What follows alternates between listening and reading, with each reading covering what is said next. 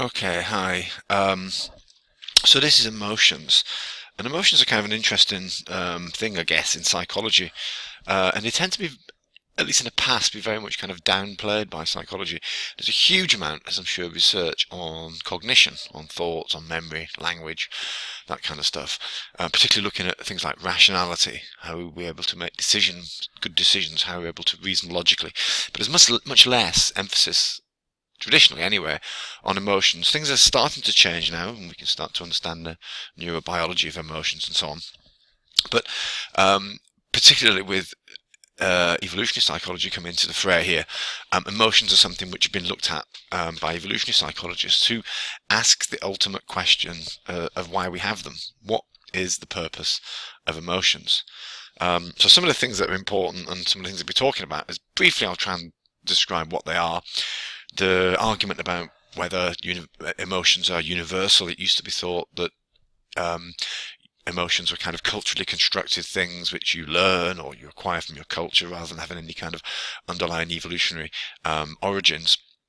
Then I'll spend some time talking about the biology of different emotions and then some of the evolutionary functions of specific emotions and why it might be adaptive to show these emotions off. I asked this question in the lecture, why do we have why do we have emotions? And what we're looking for here is an ultimate explanation, which gives us the evolutionary benefit in terms of survival, reproduction, or child rearing, whichever one of those are. What are the benefits to the genes of wiring in emotions to the bodies that carry them? And one of the things that I discussed in the lecture is that many respects emotions are kind of a way of prioritizing what we do. Every animal needs to make a decision, which is what do I do next? And how does an animal determine what it does next? Am I going to eat? Am I going to forage for food? Am I going to search for a mate? Am I going to spend some time rearing children? Am I going to run away? Am I going to hide? That kind of stuff. And to a certain extent, those um, um, situations, what I do next is a kind of like a rational cognitive act. We look at the environment and we make certain decisions, but a lot of these decisions are prompted by emotions. So, for example, if we find that we're feeding and sometime a predator comes in, then the priority of feed suddenly gets pushed down the list, and the emotion of fear will shove a new priority at the top, which is get the hell out of there. And that emotion will lead to the so-called fight or flight response, which will lead to the organism disappearing.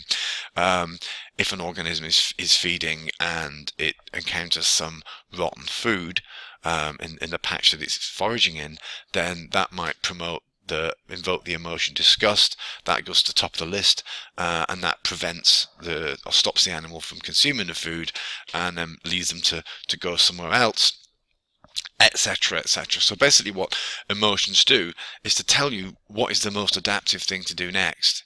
If it's to flee, then do that. If it's to feed, then do that. If it's to mate, then do that, and so on. So emotions generally prioritize what we do and tell us what to do next, given the situation.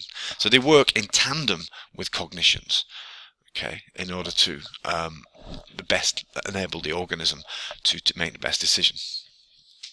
This statement by Ness here, you can pause it if you want, I won't read it out, basically summarizes what I've just said in kind of more complicated language.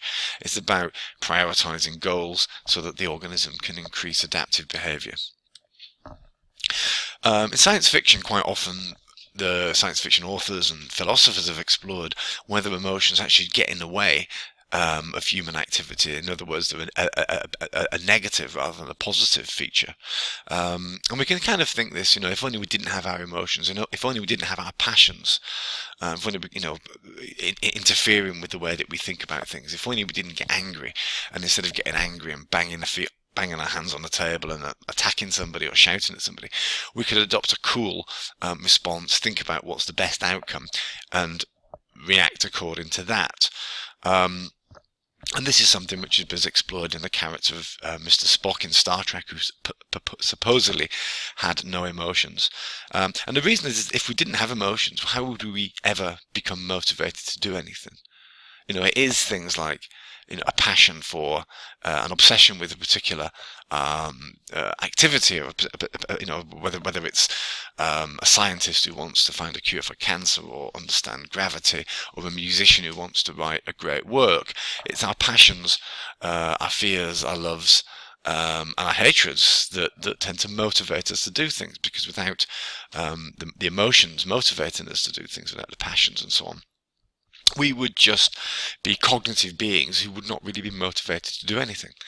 And the idea that Spock, although there was an attempt there to make Spock in the original series of Star Trek emotionless, Spock would quite often use the word fascinating. He was driven by interest. So even though Spock purportedly had no emotions, he did have emotions. He had the emotion of interest or fascination. That was what drove him on to do the things he did. So emotions are motivating factors. When Darwin first studied these in 1872, or wrote the book in 1872, he gave a lot of examples of the similarities between human and animal emotions. So the cat at the top on the right there is clearly feeling fear. The dog is adopting a subservient response. He's showing that whether it's his owner or his another dog, he's showing that he's recognizing the dominant position of that other animal. He's putting himself down, and that's the kind of thing we do when we feel sorry, when we're ashamed. We kind of put our heads down and look up and try to show to somebody that we genuinely feel the emotions that we're feeling. And at the bottom there is a character who is showing fear again, and these are all these three things are kind of manifestations of fear. Now, actually, faking emotions, trying to get somebody to pull a fear face, off the cuff, do look scared, is actually surprisingly difficult. So the way that these pictures were taken is a physiologist called Duchenne, a French physiologist, actually stimulated the facial muscles with electrodes. As we'll see later, it's very difficult to fake this kind of stuff in order to get the required emotional responses.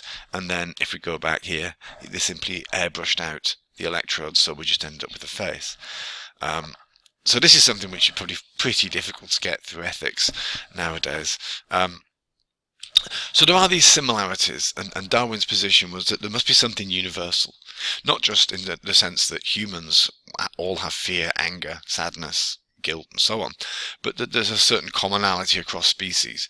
We can recognize fear in other mammals and possibly other non-mammals as well, because we all possibly share similar underlying neural circuitry to produce these emotions.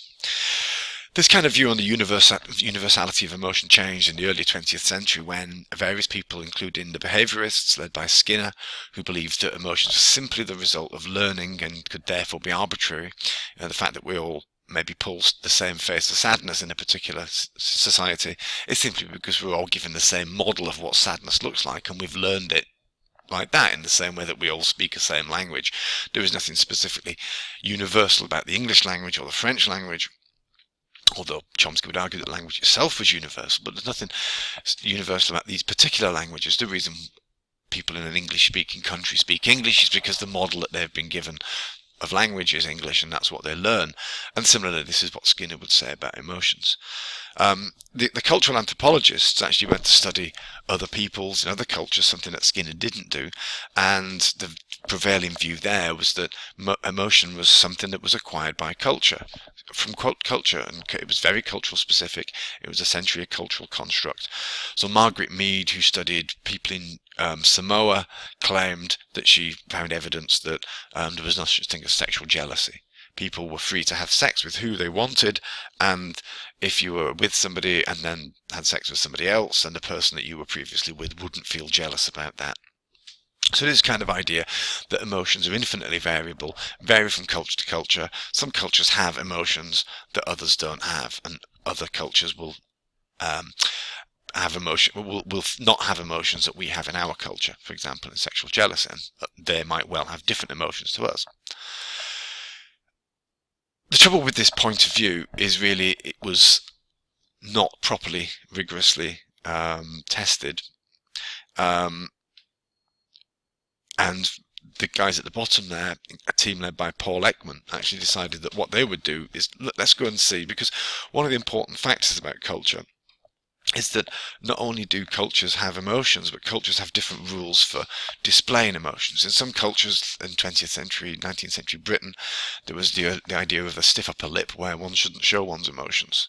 One should, adopt a poker face, and if something bad happens, you kind of don't get sad, and if something that makes you angry, you try not to show your anger. So that's not saying that people don't feel them, it's just saying that there are certain rules about what is polite to express. In Japan, the expression of emotion is frowned upon, although not obviously publicly frowned upon, because that would be displaying an emotion.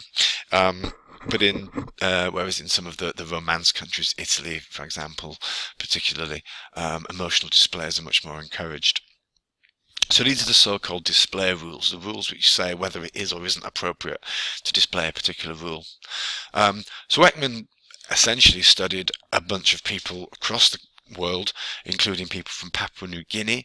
There were tribes who had very little contact with Westerners, and they presented these with the faces of Western people, more on that in a minute, displaying emotions, and the people were simply asked, the New Guineans were simply asked, what emotion is this feeling?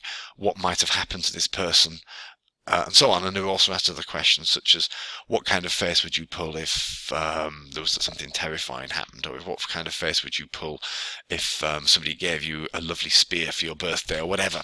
And what was found here is that there was remarkable commonalities. The New Guineans could identify the emotions in the faces of Westerners. The faces they presented to the different stimuli were similar to the ones that Westerners would pull, and Westerners could identify the emotions in the New Guineans. And the original research, Ekman showed that there were 6 basic kinds of emotions mediated by these 6 basic facial expressions. So we have here, from left to right, top to bottom, we have anger, fear, disgust, pleasant surprise, happiness, and sadness. So these are the basic 6 emotions. Now, that's not to say there aren't more emotions, but these are the basic 6 which could be best shown by facial expressions. So these are the basic 6, and this is the result of the cross-cultural work: fear, happiness, pleasant surprise, anger, disgust, and sadness, which is suggesting that there's an innate component, which is suggesting that possibly there's some kind of evolutionary reason for these emotions being displayed. More recently, Ekman has extended his work to show things like amusement, contentment, embarrassment, excitement, guilt, pride, and achievement, belief, all displayed by their own unique facial expression. So contempt and disgust are similar, but they are subtly different in the way that the face actually represents these emotions. These are not all of the emotions, of course. These are only the ones that are easiest, that can be displayed on the face. There are doubtless emotions such as things like interest, which is are much harder to display, particularly on a photograph. So these aren't all the emotions. These are just the emotions that Ekman has been able to elicit using facial expressions. So there's some evidence there that there is universality, not exactly the same from culture to culture. And remember, there are different display rules about the appropriateness of displaying emotion, but it is showing that both the emotions and the sadness and any expressions that accompany them have some probably innate basis, because everybody kind of tends to do the same thing. We single emotions conspicuously, and this is something of a puzzle, and there is no clear answer to why this is. This is actually a picture of Paul Ekman here, and you can see that on the left and the right there, the face on the right looks genuine, where the face on the left looks like he's faking the emotion of happiness. And the reason for that is that the regions around the eyes here are difficult to control cortically. The mouth can be controlled cortically, so in other words consciously, but these are hard to control. So when you try to fake a smile, often the eye regions don't wrinkle, and you can immediately tell that this person isn't particularly pleased to see you. This person is trying to fake the fact that they are trying to see you.